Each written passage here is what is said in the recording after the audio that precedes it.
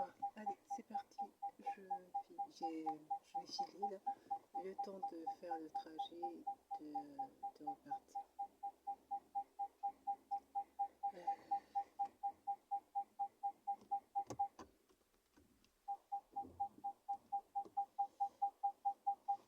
C'est dans le Loiret. Bon, ça a été une plutôt grande journée. Bah, la matinée un peu loupée avec l'Assemblée Générale. Je suis arrivée tard à l'Assemblée Générale. Donc je n'ai pas pu... j'ai pas pu voter, j'ai même pas pu assister à la séance. Donc bon, ça c'est la déception de la journée, de la journée.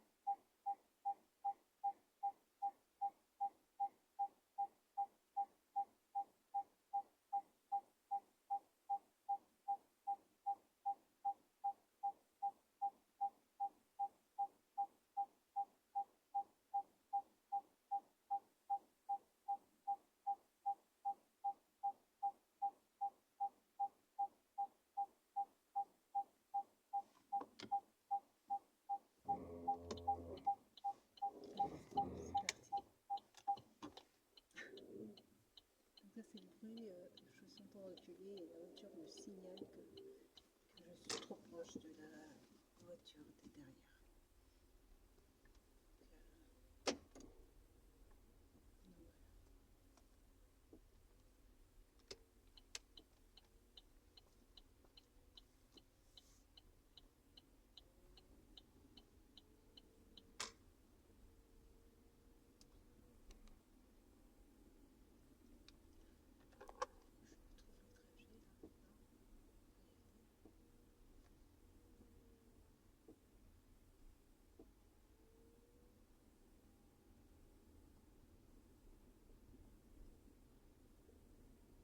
On a évoqué, il a été évoqué pendant l'Assemblée des idées, c'était un riche débat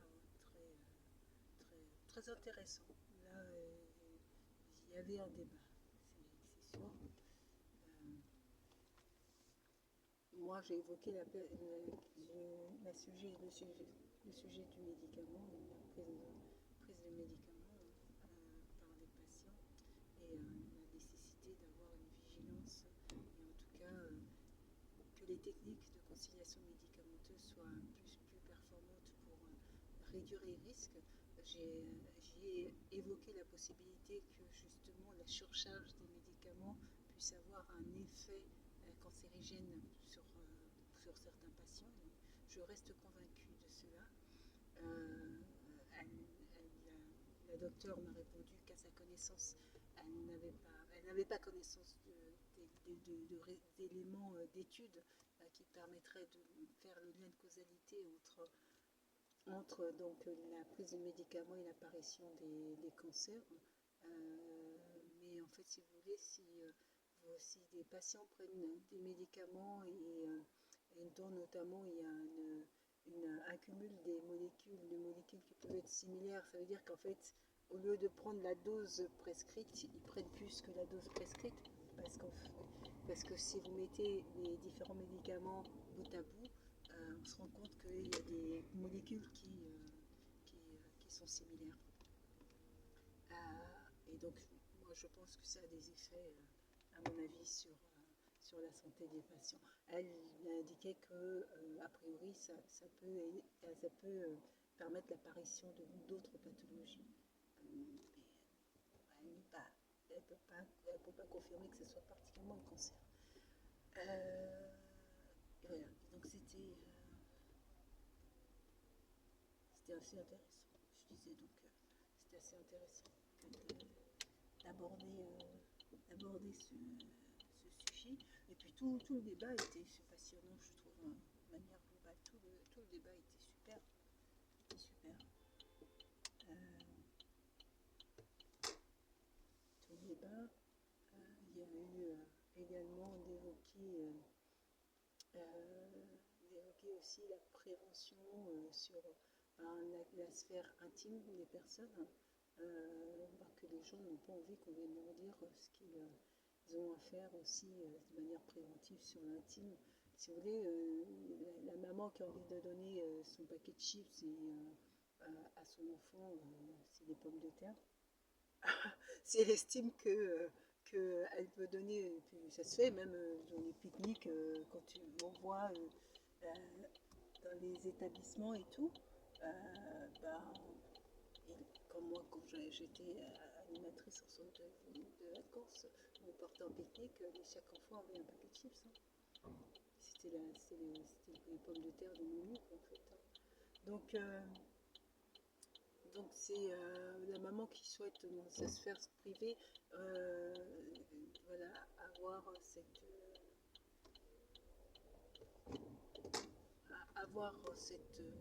habitude de vie. On peut pas être entraver cela en fait. On peut pas entraver cela. Bon, lorsqu'il y a un risque assez important et immédiat pour les personnes, la société civile se doit d'aider les individus, mais si vous voulez, là le risque n'est pas immédiat, c'est au fil du temps que. Et il y a des politiques de prévention. Les politiques disent aux gens faites attention. Si les gens ils disent bah ouais, mais moi ça m'est égal. Chacun est aussi libre de pouvoir à un moment donné décider aussi.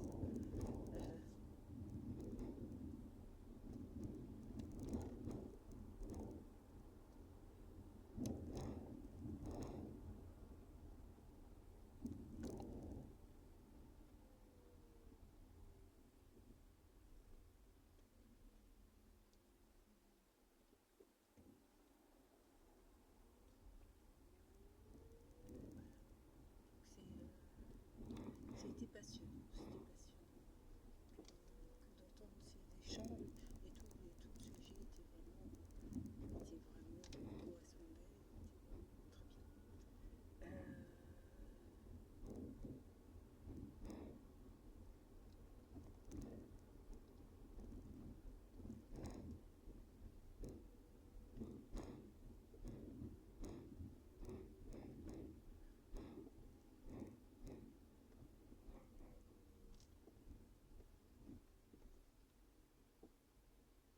Donc que se passe-t-il?